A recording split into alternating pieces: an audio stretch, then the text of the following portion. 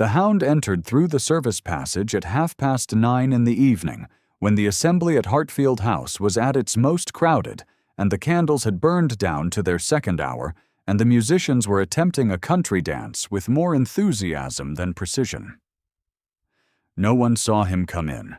The first indication of his presence was a shriek from Miss Patience Bellamy, who found her pink satin skirt held fast between a set of very white teeth, and then the terrible stillness that followed as Kane released her and raised his head and looked across the room with eyes the color of ash. He was large, for an Irish wolfhound. He was gray-muzzled and dark-coated, and he moved like smoke through the crowd, which parted before him with perfect unanimity. Mrs. Aubrey Fenton attempted to offer her gloved hand and received a warning that sent her stumbling backward into her husband's arms. Miss Philippa Rowland, who was standing near the punch table in ice-blue silk and a great many sapphires, saw him approaching and gathered her skirts and retreated to the window with an elegance that was almost convincing. Kane paused near the center of the room and looked at her. Then he turned away. The assembly had gone entirely quiet, which was unusual for a room of 60 persons in the third week of October. Cecily Vane was crossing from the kitchen passage with a tray of fresh punch glasses when she heard the silence. She had been in service long enough to know that silence at a party meant either a significant social disgrace or a physical danger, and she slowed without meaning to. And then she saw the dog. She did not run. She set the tray down on the floor, very carefully, so that none of the glasses fell. She knelt beside it. She held out her right hand, palm upward, as one does when the thing one is offering is nothing at all, only the fact of the hand itself. Kane looked at her for a long moment. The room did not breathe. Then he walked across the parquet floor, his nails clicking in the silence, and he lowered his great gray head into her open lap and closed his eyes. At the far wall, Edmund Ashworth, Duke of Moorcroft, stood very still and watched. He had not moved when the dog entered. He had watched his hound work through the room with the knowledge of a man who understood exactly what Kane would do and could not stop him, and had stood with his hands at his sides and waited for what would follow. The dog had bitten 3 women in the past fortnight. He had turned away from 30 more. He had not laid his head in anyone's lap since Anne. The Duke watched the maid stroke the dog's ears with steady, unhurried hands, and he said nothing at all. Cecily Vane had been in service at Hartfield House for 22 months. She was 22 years old, which her mistress, Lady Dorothea Hartfield, had once described as the worst possible age for a maid of limited prospects.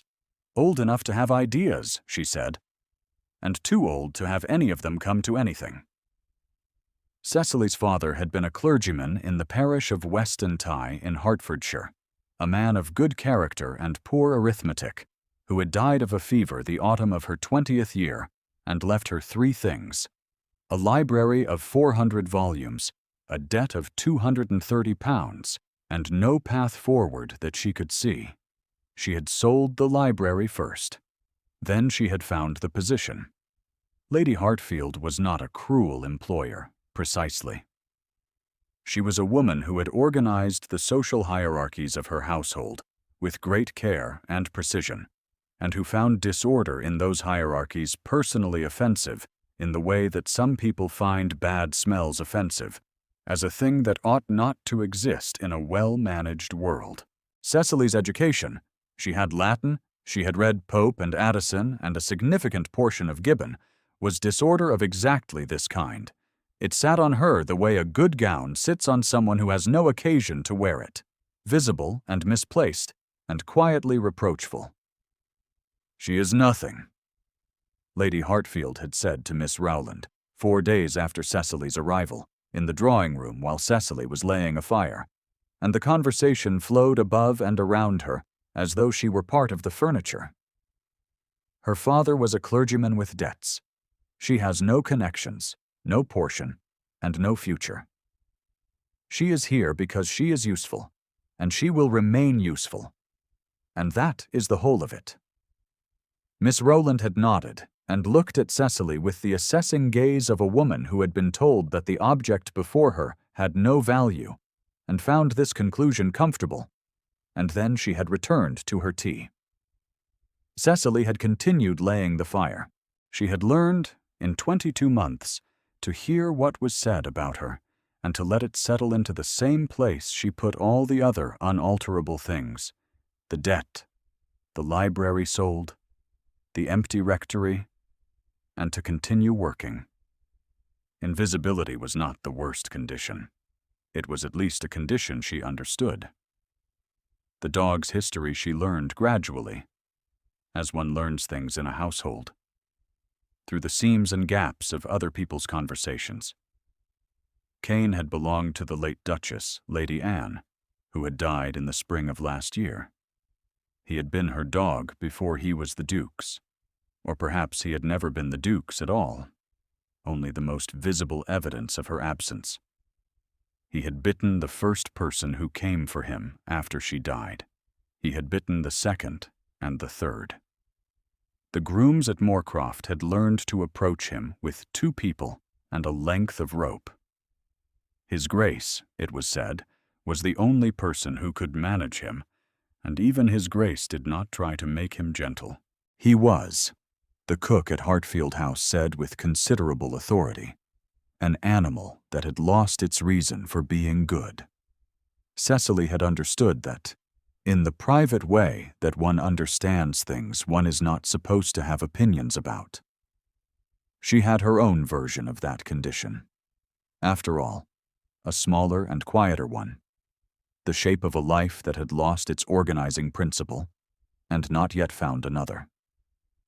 The Duke came the following Tuesday to retrieve Cain, who had wandered for the 3rd time that month through the gap in the low stone wall between the Moorcroft Lane and the Hartfield kitchen garden. Lady Hartfield received him in the drawing-room with great attention and considerably more tea than the occasion required. Cecily was in the kitchen yard when he came out again, and Cain was with her.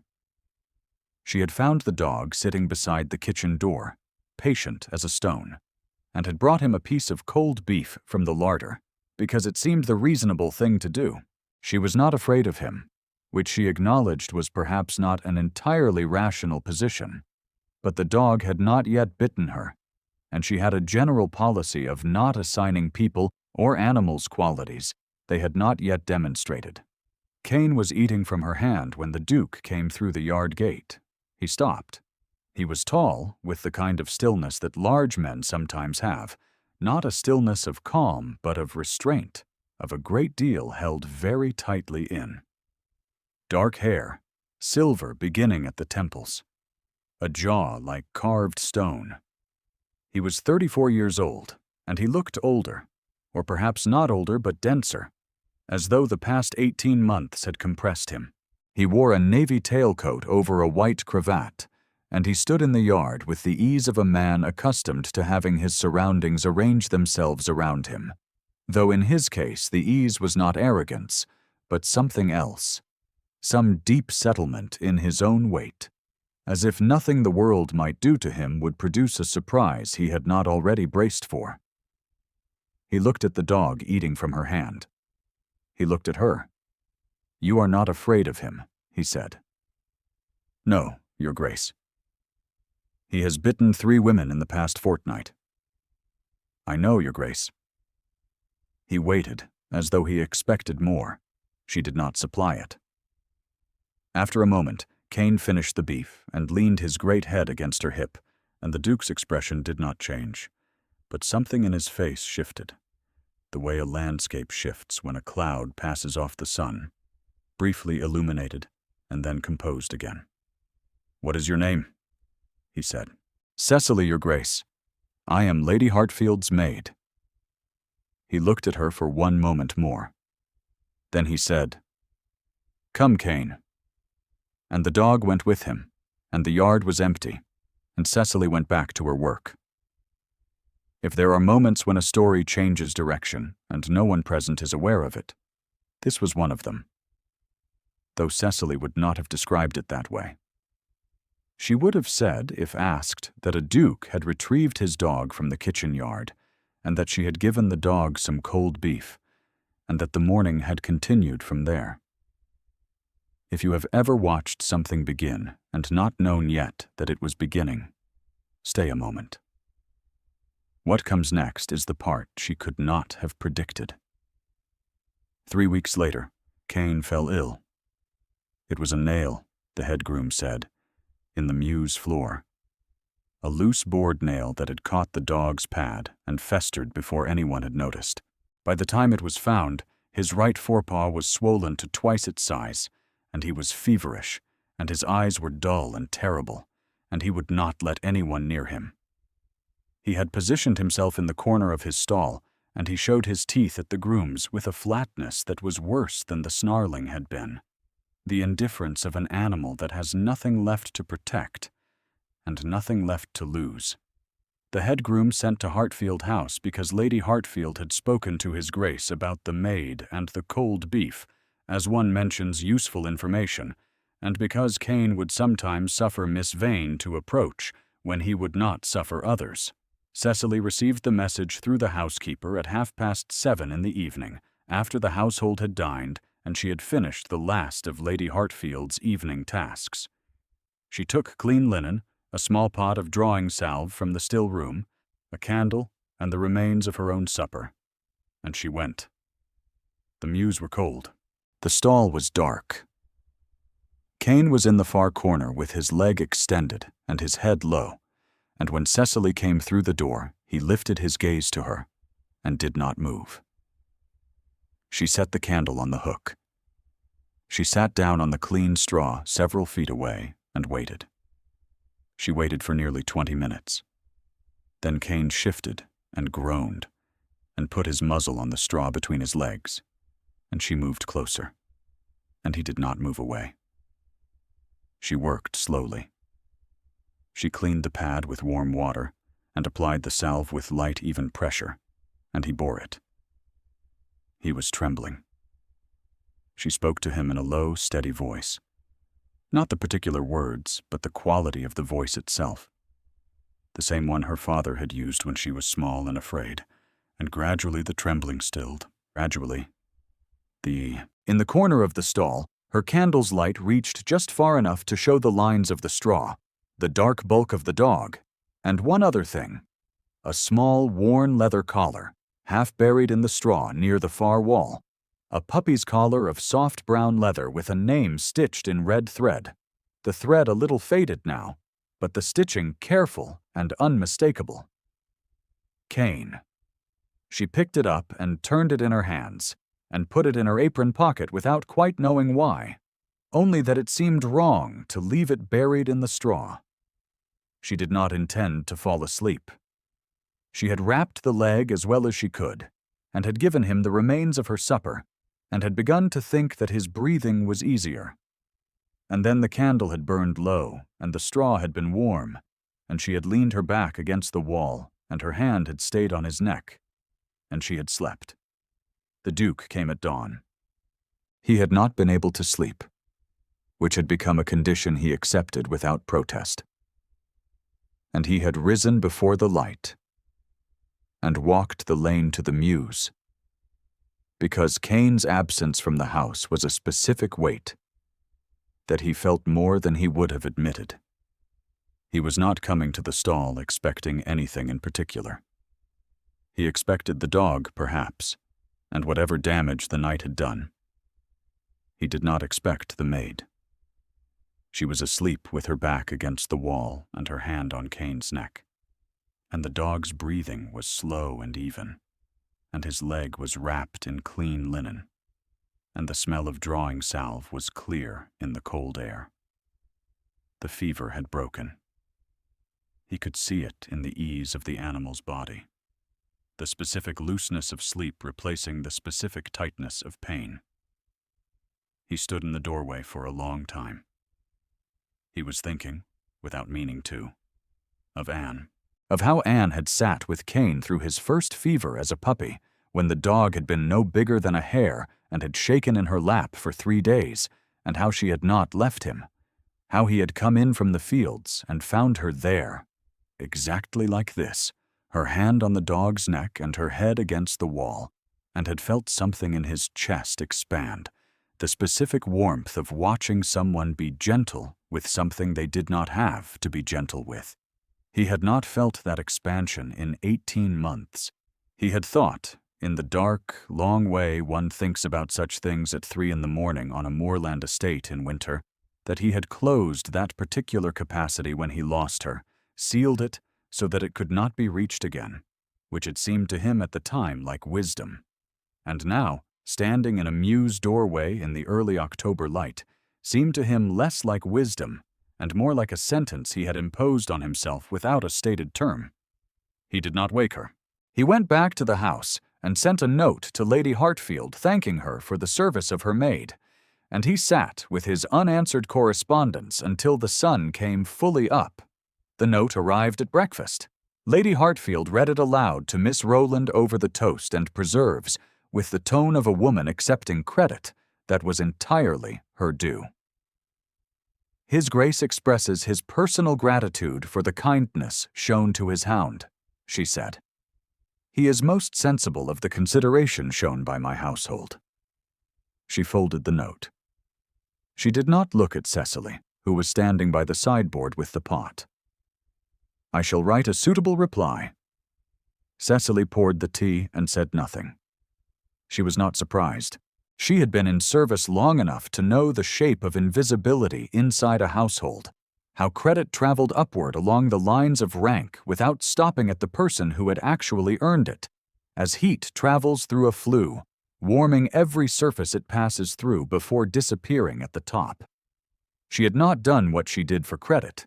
She had done it because the dog was suffering, and she had been in a position to help, and it had seemed to her impossible to do otherwise. It was later that afternoon that the Duke found her. She was in the kitchen passage carrying a basket of pressed linen when he appeared in the corridor, which was unusual, as dukes did not generally appear in kitchen passages. And she stopped and set the basket down and curtsied without thinking, the way the body does the correct things when the mind is still registering surprise. "Miss Vane," he said, "Your Grace, I wish to thank you." He paused. Directly. He looked at her with an expression she could not entirely parse. There was something in it that was not the careful social blankness she had seen in the yard. Something more considered, as though he were confirming a calculation he had been working at for some time. "Kane is improved," he said. "The leg is healing. He would not let the grooms near him, and you stayed through the night." A pause. "I wished you to know that it was noticed." She did not know, in that moment, that he was thinking of his wife. She did not know about the fever and the puppy and the image he had been holding since dawn. She knew only that a duke was standing in a kitchen passage thanking her directly, and that something in her chest was doing something her chest had not done in a long time, a kind of careful resistance, as though a door were being pushed on from the outside and she was leaning her weight against it from within. "It was no great effort, Your Grace," she said. "It was," he said quietly. "Do not diminish it." She was quiet. He was quiet. Kane, who had followed him through the house with more ease than he had moved in weeks, sat at the Duke's left heel and watched her with pale eyes. "You are a clergyman's daughter," the Duke said then. Not a question. Something he had found out. "Yes, Your Grace." "The debts?" "Settled mostly. I have 1 more year." He nodded once, as though this confirmed something. He looked at the dog, and then at her. And then he said, "Good afternoon, Miss Vane," and went. It was at the assembly that week that Miss Rowland deployed the label in public. She was speaking to a cluster of ladies near the fire, and her voice carried the particular clarity of a woman who has pitched her tone for 2 listeners and the ambient room equally. "Lady Hartfield's maid," she said, with a small, perfectly modulated pause between the 2 words. as though the combination of them was in itself the punchline. She is nothing, really. A clergyman's daughter who has come down in the world and is not quite graceful about it. She lifted her fan. One does not dislike her, exactly. One simply does not see her. The cluster around her murmured agreement. It was the kind of murmur that requires no actual thought, only a general readiness to ratify whatever the most elegant person in the room has said. Cecily, at the edge of the room with the wine glasses, heard every word. She had been hearing things like it for 22 months. She let it settle in the place where all the other unalterable things went. And she kept her face still, and she looked out across the assembly room at the far window and waited for the evening to end. The forced proximity began the week following. It was Kane's doing, or rather it was the Duke's decision, delivered to Lady Hartfield in the form of a polite request that Miss Vane be permitted to accompany the dog on his morning walks, as the animal was calmer with her present, and the Duke's grooms were finding Kane increasingly difficult to manage as the weather grew cold and the dog grew restless. Lady Hartfield could not well refuse a Duke. She granted the request with a graciousness that cost her something she did not let show. The walks were an hour, in the lanes behind Hartfield House, and Cecily went with Kane on a lead that was mostly ceremonial, because the dog walked beside her without requiring it. The Duke came sometimes. Not always, but more often than not. They walked in the formal patterns of propriety, at a distance, with the dog between them, and spoke of things that had no weight to them. The weather, the condition of the lane, the improvement of Kane's leg. Or the Duke spoke of those things, and Cecily answered them. And sometimes she said something that had a small, precise observation inside it, about the frost on the north hedge, or the quality of light on the stone wall.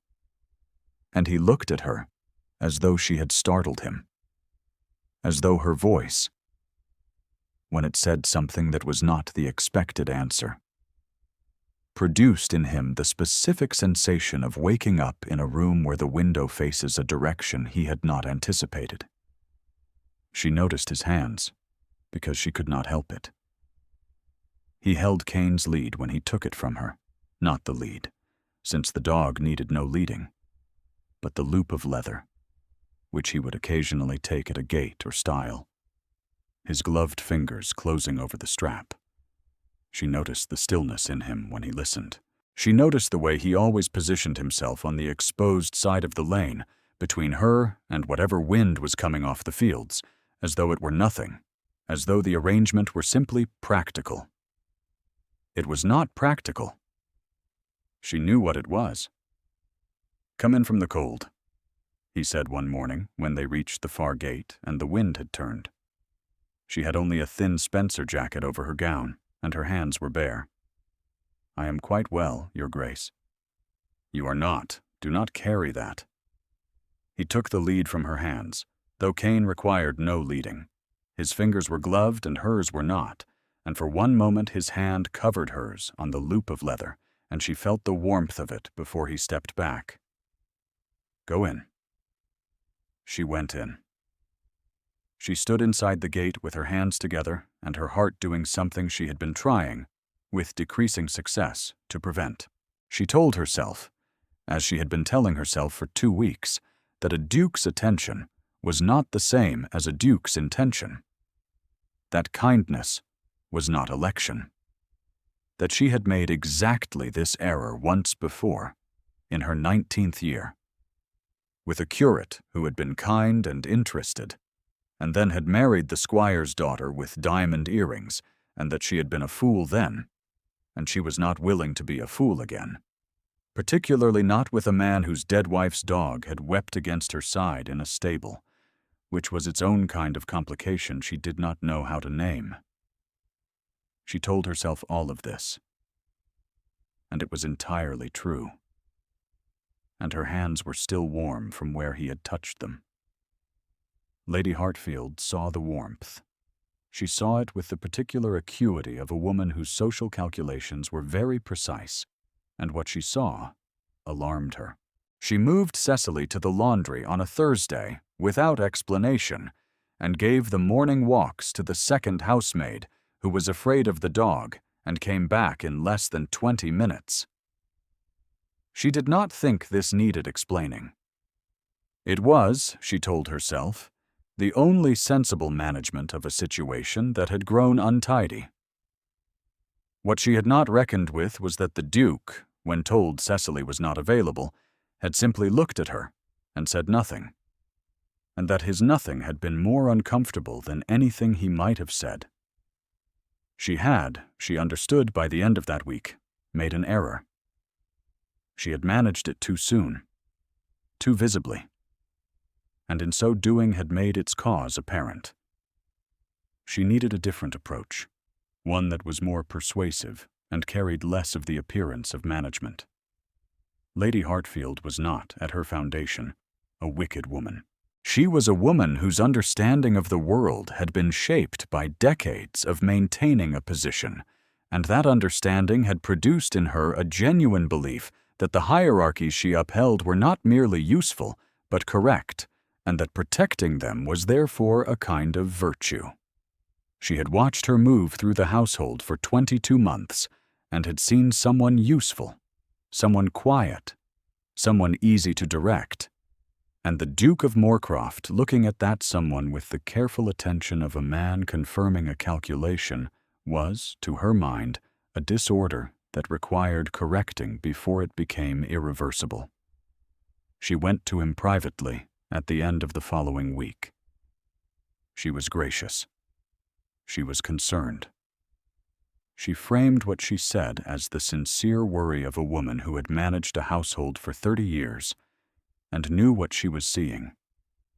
She told him Cecily had manufactured the incident with the dog, that she was clever, calculating, that the cold beef and the midnight vigil were performances rather than impulses, that she was ambitious above her station in ways that would embarrass them both if it continued. She was sorry to tell him.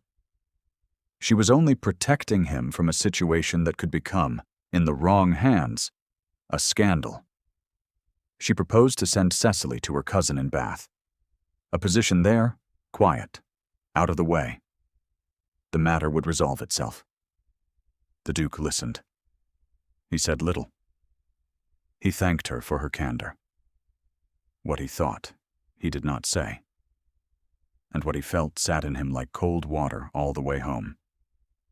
The evening she chose her different approach. Cecily was in the housekeeper's sitting room with a torn hem and a candle, doing the final hour of mending before bed, when she heard the footman's voice from the corridor, reporting to Mrs. Fenwick, the housekeeper, Lady Hartfield's instructions for the following day's receiving room. And Miss Vane is not to be among the room's staff. Lady Hartfield's orders. A pause. She said, and I am to tell you directly, she is nothing, and she has made a fool of his grace, and Lady Hartfield will not have it continue. A silence from Mrs. Fenwick. Then the footman's steps receding, and the sitting room going very quiet. Cecily set down her mending. She looked at the candle for a moment. The flame was steady. Outside the window, the lane was dark, and the first frost of November was beginning on the panes, spreading from the edges inward, precise and cold and indifferent to anything she felt. She had been in service for 22 months, and she had, apparently, spent some portion of those months being a fool, and the specific quality of the cold that came over her then was not grief exactly, but something close to it. The recognition, old and familiar, that she had been precisely as naive as she had warned herself not to be. He had been kind. He had thanked her. He had touched her hands for one moment in the cold lane, and she had spun all of it into something it was not, because she was a clergyman's daughter with a dead father and a finished library and a talent for reading into silences things that were not written there. She had done it with the curate. She had sworn she would not do it again. She went upstairs and got her trunk from under the bed and began to pack it. She was organized, and she did not weep, and by the morning she had a letter drafted to a registry office in Bath, where a position as a lady's companion had been advertised 3 weeks prior and had possibly still not been filled. The Duke arrived that evening for dinner. Lady Hartfield had invited him as part of a carefully managed occasion. Herself, Miss Rowland, 2 respectable couples from the neighboring estates, and Mr. Grantley, the Duke's own solicitor, who had happened to be in the county on other business, and had been pressed into attending as a mark of social substance. The drawing-room was lit with 30 candles. Miss Rowland was in cream silk with her mother's pearls, arranged near the fireplace in a composition that was not accidental. Lady Hartfield had spent the afternoon feeling the particular satisfaction of a woman who has mended a fence before the sheep have noticed it was broken. The Duke arrived on time. He came in from the yard with cane, and he handed the lead to a groom and went through the house in the way that men of rank move through rooms, at a pace that is not hurried and not slow, but that presumes the room will accommodate itself to him. Cain did not go to the groom. Cain stood in the yard at the door of the service passage and looked at it, and did not move. The groom pulled the lead. Cain sat down. The Duke, who had almost reached the drawing-room, heard the groom's muffled appeal and turned back. He came out to the yard. He looked at the dog. Cain looked at the door of the service passage, which led to the kitchen passage, which led to the servants' hall where Cecily's trunk sat half-packed under the table. He had not known she was leaving. He had not been told. He looked at the dog for a long moment. He thought about the note he had written to Lady Hartfield, the one she had read aloud and credited to herself. He thought about the kitchen passage. He thought about the morning walks and then their sudden cessation, and the second housemaid who had come back in 20 minutes, and the way Lady Hartfield had looked at him across the table last week with the expression of a woman solving a problem she had not named. He followed Cain through the service door. She was in the servants' hall with her back to the door, closing the clasps of her trunk. Her hair was neat. Her posture was composed. She had on her gray wool traveling dress that was clean and pressed, and which she had probably not worn in 22 months. Cain went to her and sat at her feet. She did not turn. "Miss Vane?" the Duke said. She turned. She saw him in the doorway of the servants' hall, which was not a place a duke stood, and she had one moment of something in her face that was not composure, something unguarded, and then quickly put away. And then she curtsied. "Your Grace," she said, "you will be wanted in the drawing-room." "Yes," he said. He did not move from the doorway. He looked at the trunk and at the letter on the table with the Bath Registry Office's address, and at her. "Where are you going?" "Bath, I believe." Her voice was level. "There is a position?" "When were you offered it?" A pause. "The advertisement has been running 3 weeks. I wrote this morning." He looked at her for a long time. She looked back at him with the straight gaze of a woman who has decided to stop managing what her face does because there is nothing left to manage for. "Who told you to go?" he said. She said nothing. "Lady Hartfield," he said, not as a question. She was quiet. Her right hand was in her apron pocket, and her fingers had found the small worn leather collar she had kept there for 3 weeks, and she held it without knowing she was holding it. The collar that Anne had embroidered with Cain's name in red thread, found in the far corner of the stall the night she had sat through the fever, small and soft, and a little frayed at the buckle. The Duke looked at her hand. He looked at the shape it made in the pocket of her apron. "What is in your pocket?" he said quietly. She did not know what made her take it out. She put the collar on the table between them, the brown leather worn to softness, the red thread spelling Cain's name in crooked, careful stitches. He went very still.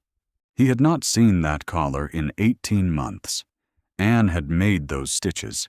He had thought it lost in the move from the Mews at Moorcroft.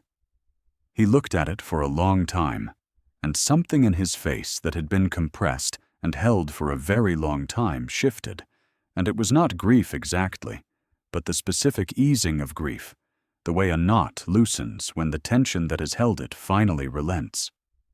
He picked it up. He held it in his gloved hand. "She made this," he said. Not a statement he was making to Cecily.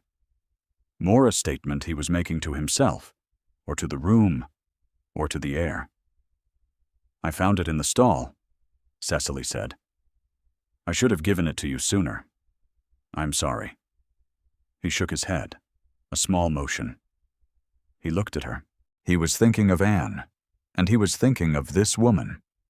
And they were not the same thought exactly, but they were adjacent in a way that was no longer painful, a recognition that grief and tenderness could occupy the same space without the one canceling the other. "Stay here," he said. He put the collar in his coat pocket. He went through the house to the drawing room. They were arranged as Lady Hartfield had arranged them. Miss Rowland at the fireplace. The two couples settled on the sofas, Mr. Grantley with his sherry near the window. Lady Hartfield stood near the door to receive him with the smile of a woman who has managed her situation correctly. The Duke looked across the room. He crossed it in 3 strides. He stopped in the center, where 30 candles threw light on everyone's face, and where Lady Hartfield and Miss Rowland were both clearly visible, and where Mr. Grantley, who knew him very well, and was looking at him with the expression of a man who is rapidly calculating the legal implications of what he suspects is about to happen, stood near the window. He said, "Miss Vane is to be my Duchess. That is settled." The room was silent. Lady Hartfield's fan stopped mid-motion. Miss Rowland looked at him with an expression that was not fury, because she was too well-bred for fury, but a very precise and controlled reorganization of expectation, the look of a woman who has been told that the sum she had counted on does not exist. Mr. Grantley set down his sherry. "I will come tomorrow to speak with whoever serves as Miss Vane's trustee," the Duke said, "and to arrange the settlement. Grantley." He looked at his solicitor. "You will remain in the county." Mr. Grantley said, "Yes, Your Grace," in the voice of a man who is already composing the necessary documents in his head and finding the task entirely straightforward. Lady Hartfield said nothing. She stood with her fan stopped in her hand, and the social machinery she had spent 52 years calibrating was producing no output at all, because the input it had received was outside the range of inputs it had been designed to manage. She was not cruel at her foundation. She was confident, and confident people recognize the moment when their confidence has been misapplied, and the recognition is its own kind of discipline. The Duke left the drawing room. He went back through the house to the servants' hall. Cecily was still there. She had not moved. Kane was at her feet, with his muzzle on her boot. "You heard?" the Duke said. "The house is not large," she said. He crossed the room. He stood in front of her, close, closer than propriety permitted, close enough that she could see the specific quality of his eyes in the kitchen candlelight. Gray-blue, the color the sky goes in November over open fields. "I am not offering you a contract," he said. His voice was quiet.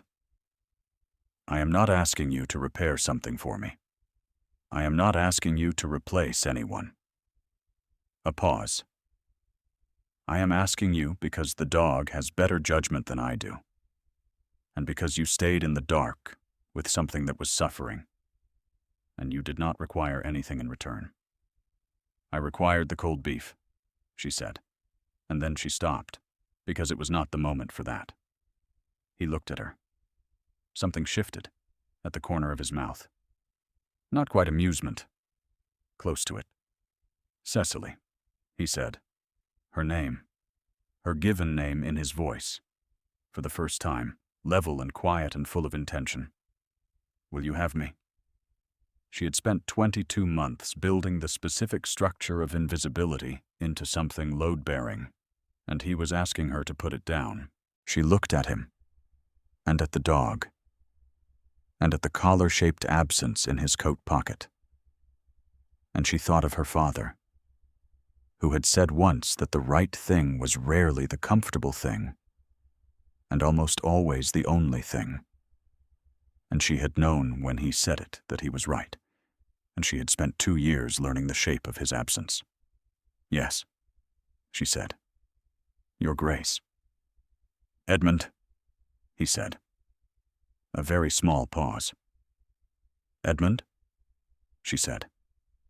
He took her right hand, the one that had been held out palm upward in the assembly room 3 weeks ago, offering nothing but the fact of itself, and held it between both of his.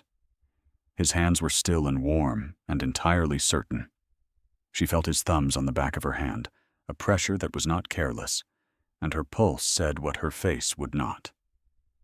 That was all, because they were in a servants' hall, and there were limits to what a servants' hall permitted. And they were both people who understood the weight of limits. And it was enough. It was more than enough. 6 months later, at Moorcroft, the winter came early and came hard, and the moorland outside the windows was gray and white under a sky that pressed low over the stone walls and the bare autumn trees, and inside the house there was a fire burning in the east sitting room that was the warmest room, which Cecily had chosen because it faced south and caught whatever light the season offered. Cain was on the hearthrug, old and gray, and entirely at ease in the way that animals become when they have been delivered from grief into something settled. His right forepaw was fully healed. He took up rather a lot of the hearthrug, which was his right. On the hook beside the fire, the first thing they had placed in this house when they arrived from Hartfield, hung the small worn leather collar, brown and soft, with Cain's name stitched in red thread that was slightly faded now, and slightly frayed and entirely legible. The stitching of a woman who had been careful and affectionate and real, and who was remembered here without weight. Cecily sat near the window, with a letter open in her lap, from the Bath Registry Office, confirming that the companion position had been filled by another applicant some weeks prior. She had read it twice already, and found she did not feel anything about it except a mild and distant gratitude, the way one feels gratitude for a storm that did not reach the window. Edmund came in from the study and stopped in the doorway, which she had learned was something he did, a quality of stillness before he entered a room she was in, as though the fact of her presence in it required a moment's registration. She did not mind it. She found, in fact, that she had begun to wait for it. The pause before the door opened fully, the specific sound of his breath before he spoke. She did not look up from the letter. She said, "The fire is low." He crossed the room. He put another log on the fire and stood with his hands at his sides, looking at the dog, who did not open his eyes. "What are you reading?" he said. "Something that no longer matters," she said. She folded the letter. She looked up at him, and he looked down at her, and Cain shifted on the hearthrug and sighed with the specific contentment of an animal that has found exactly the place it was always meant to be. The snow fell outside. The fire burned even. The collar hung on its hook beside the warmth. Cecily held the folded letter in her lap and did not feel, for the first time in a very long time, that she needed to be anywhere else. If this story found you in an evening's quiet and gave you something to carry, leave a word below. It matters more than you know. Thank you for staying until the end.